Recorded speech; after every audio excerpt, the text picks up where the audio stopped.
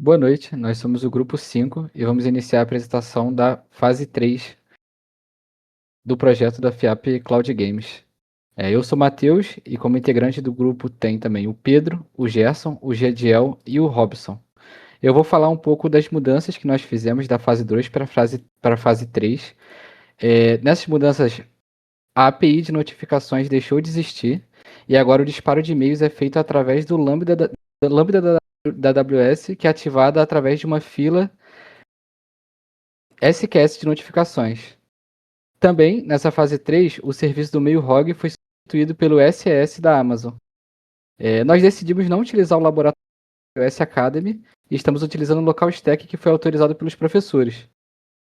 Nós estamos subindo a infraestrutura com o Kubernetes e os lambdas para o local stack via Terraform.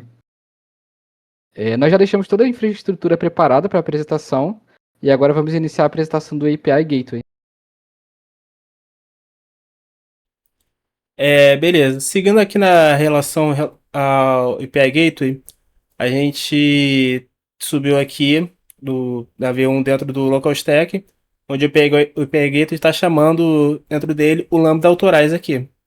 Nesse ponto que seria um Lambda que está fazendo a autenticação lá com o Firebase, seguindo a estratégia que a gente tinha colocado desde o começo dentro desse sentido. E aí mostrando aqui no Insomnia, nós temos aqui uns exemplos que a gente montou, que a gente vai mostrar durante o vídeo. Mas esses três primeiros aqui estão relacionados justamente a testar a autorização dentro desse ponto. Como a gente pode ver aqui, por exemplo, a rota de login, que está com uma rota pública aqui. Tudo chamando dentro do API Gateway, nesse quesito, todos possuindo o mesmo host. E aí podemos fazer o seguinte teste aqui. A gente vai fazer aqui o login e aqui vai executar o token. A gente pode ver aqui utilizando aqui o Docker para mostrar no local stack o fato de estar retornando aqui post dentro desse caso.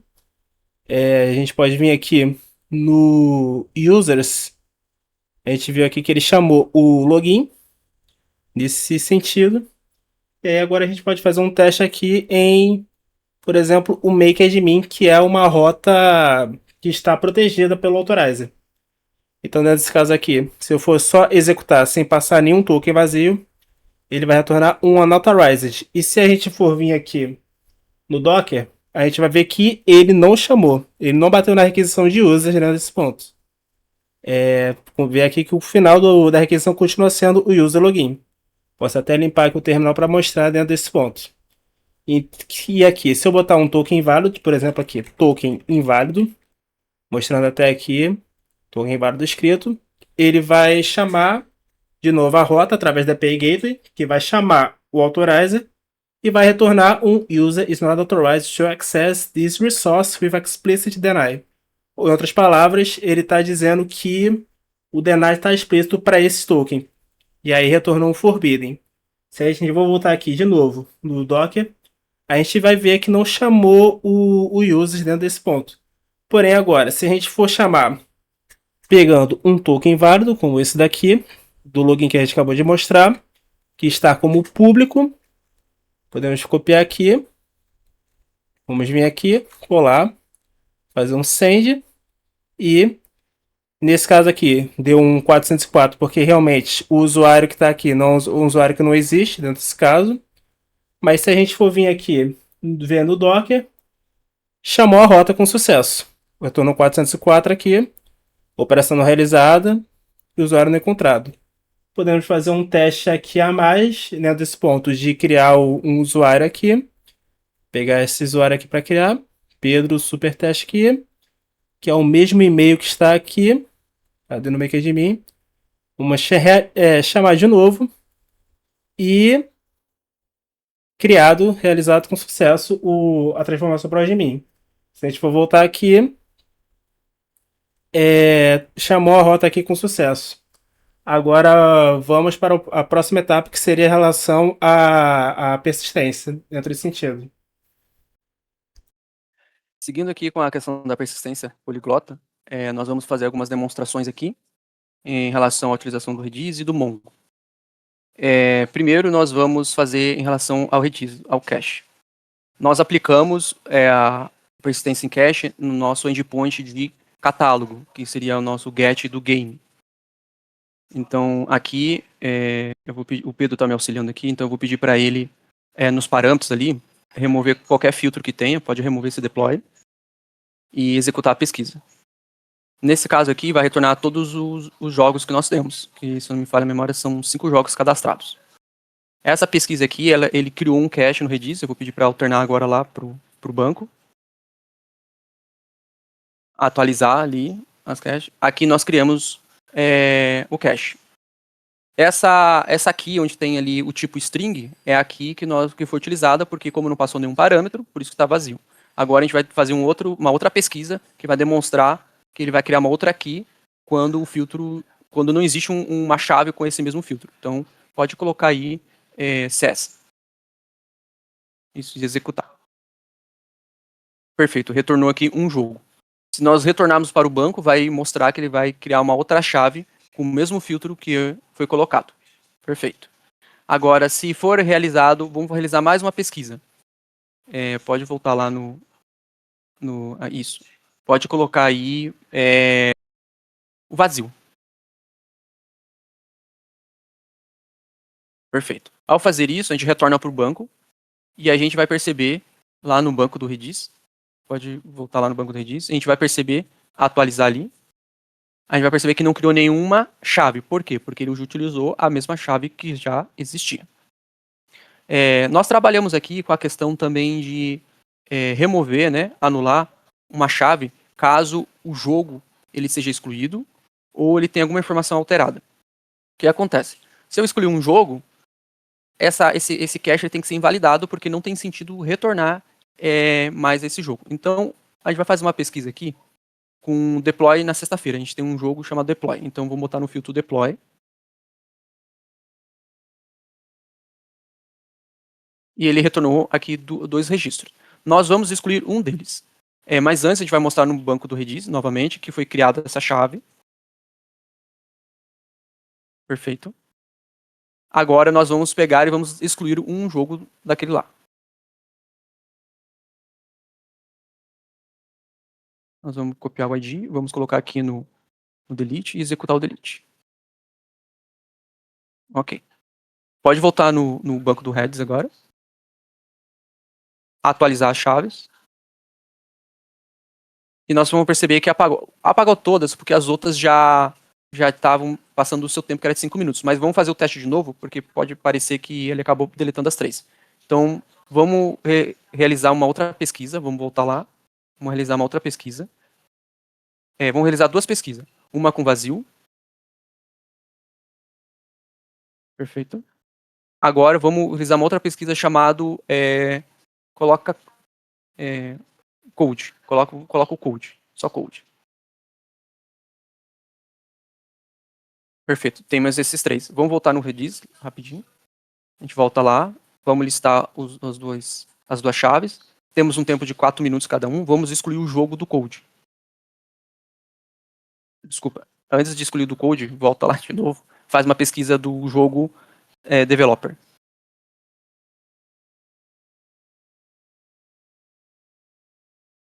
Ok, agora vai dar certo o teste que eu quero fazer. Volto no Redis, só para mostrar.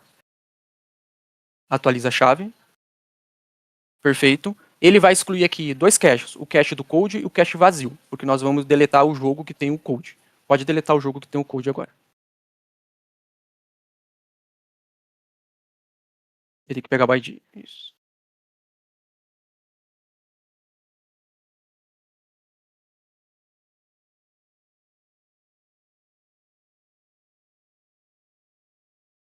Ok, agora vamos voltar lá, atualizar as chaves do banco. O que aconteceu aqui? As 2 chaves onde incluía aquele jogo como resultado, elas foram invalidadas. E só permaneceu a chave onde não tinha aquele jogo. Então aqui a gente demonstrou a parte da persistência em cache.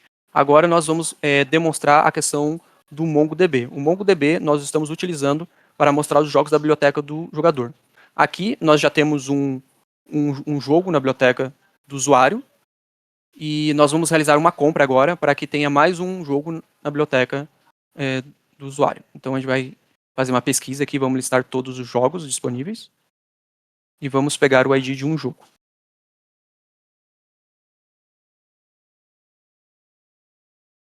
Vamos copiar aqui o ID e nós vamos agora usar o post do order para realizar a compra.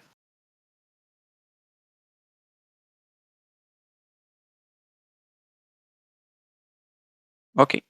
Se a gente voltar no MongoDB e atualizar,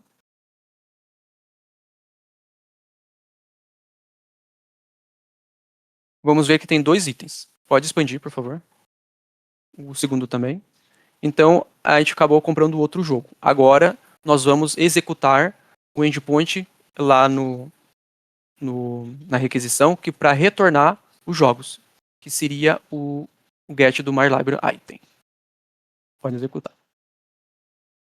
Perfeito. Então, esse resultado aqui, ele veio do MongoDB. Então, aqui a gente demonstrou o funcionamento desses dois. E agora, só mostrando como foi feita a implementação, nós vamos mostrar o código aqui. Vamos passar por 4 arquivos. Esse aqui é o arquivo que retorna a pesquisa do jogo do catálogo, é onde usa o Redis. Então, aqui na linha 18 é onde ele cria, a linha 18, 19 e 20, é onde é criado a chave que vai ser usado no cache.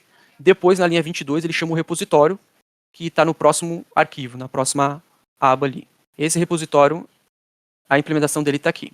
Aqui na linha 16, nós definimos um tempo de 5 minutos para a duração do cache. Passando 5 minutos, automaticamente o cache vai ser invalidado.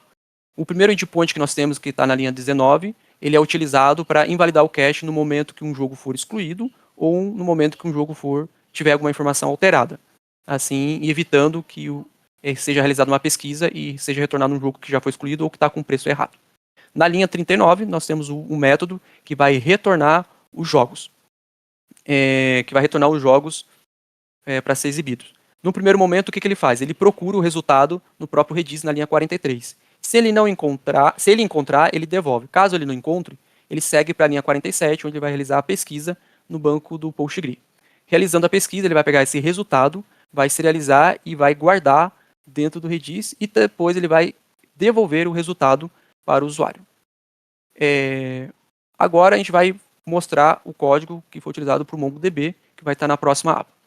Aqui seria o comando onde ele o comando que é executado após a confirmação do pagamento. Então, o pagamento é confirmado, esse comando é executado, e na linha 34 é disparado aqui o insert dentro do MongoDB. E logo após, na linha 36, é disparado o e-mail que será mostrado mais para frente. Agora vamos para o quarto arquivo, isso. Aqui é a implementação de como está sendo realizada a consulta na biblioteca de jogos do usuário, onde ele realiza aqui na linha 16 a pesquisa dentro do MongoDB. Então aqui a gente mostrou a persistência poliglota, né? E na sequência agora a gente vai mostrar a API de notificação funcionando. Então, na fase 2, a gente tinha um microserviço de notificação que recebia o evento e tinha a lógica de fazer o envio dos e-mails, né? Então tinha uma regra de negócio lá dentro da aplicação que definia qual template ia ser enviado dependendo do fluxo, né? Então se fosse a criação de um usuário, a gente disparava um template, se fosse o fluxo de compra, a gente disparava um outro tipo de e-mail. E com a migração desse serviço para serverless, a gente criou uma função lambda, e basicamente essa função lambda ela vai ser responsável apenas pelo disparo do e-mail. Então ela vai receber o conteúdo do e-mail e destinatário e vai fazer esse disparo utilizando a AWS SES. Então a gente criou aqui no local stack essa function e agora a gente vai demonstrar um fluxo de criação de usuário para ver isso acontecendo na prática. Então a gente pode ir lá no Insomnia, nossa collection, e a gente vai fazer um fluxo aqui de criação de um novo usuário.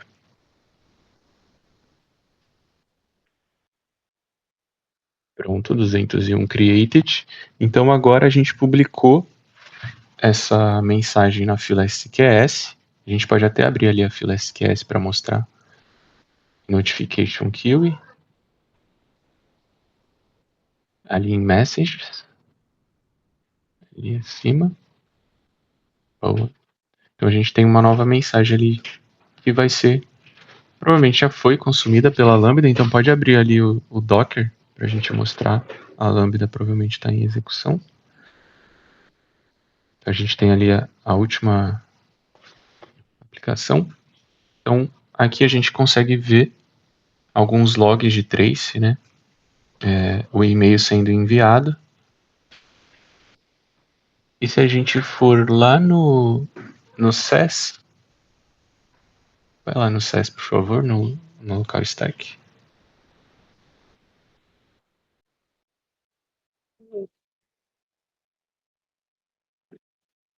A gente tem o e-mail de boas-vindas do usuário, do novo usuário. Então aqui a gente está só simulando o disparo do e-mail, né? O e-mail não é disparado de verdade, mas a gente consegue validar esse fluxo do serverless da Lambda de notificação. E é isso. Na sequência, a gente vai dar uma olhada na observabilidade, como isso tudo está sendo observado. Bom, dando continuidade, nós estamos utilizando o New Relic como uma ferramenta de observabilidade. E dentro da stack, né, de observabilidade, nós estamos utilizando toda a questão de logs, também traces distribuídos e dashboard. Começando pelo trace distribuído, a gente mostrando ali na tela, o fluxo completo ali de pagamentos, né, de compra. Então, uma requisição que mostrou dentro do catálogo, como pode ver, que dentro da catálogo, dentro do trace distribuído, né, conforme ele foi fazendo outras requisições. Então, dentro do NuRelic, a gente consegue ter essa árvore. Né? Então, ele fez o pagamento ali, né, começou no catálogo, depois que ele fez o catálogo, ele acionou o payments, e na sequência do payment, ele foi fazendo toda a questão dos logs. Então, acionando o banco, acionando os outros registros ali também, conforme está mostrando. E aí, fechando, pode fechar essa janela. Isso. Aí, fechando essa janela, mostrando ali os traces distribuídos, finalizando traces distribuídos, a gente mostrando ali também o dashboard. O dashboard a gente focou em mostrar ali os serviços, então, na primeira coluna, são todos o throughput, né, de user. Então, cada linha é de um serviço diferente. Então, a primeira linha é do throughput de users. Então, tem do throughput, latência e os erros.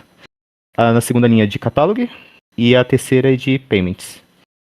E conforme você pode ver, também a última também é a questão do notifications do Lambda. Então está trazendo também o retorno desses registros também. Ali na esquerda, dentro dos menus ali dentro do New Relic, tem a opção ali de catálogos. E cada catálogo ali você consegue visualizar individualmente todos os serviços. Então tem o catálogo de logs, do payments e user. E se você acessar dentro de logs, do catálogo de logs, por exemplo, você consegue ter uma visão mais detalhada do que você precisa verificar dentro dali da ferramenta.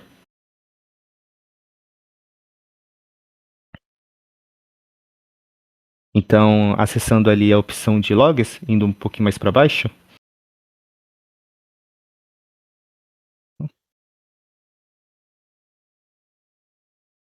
pegando o exemplo do catálogo,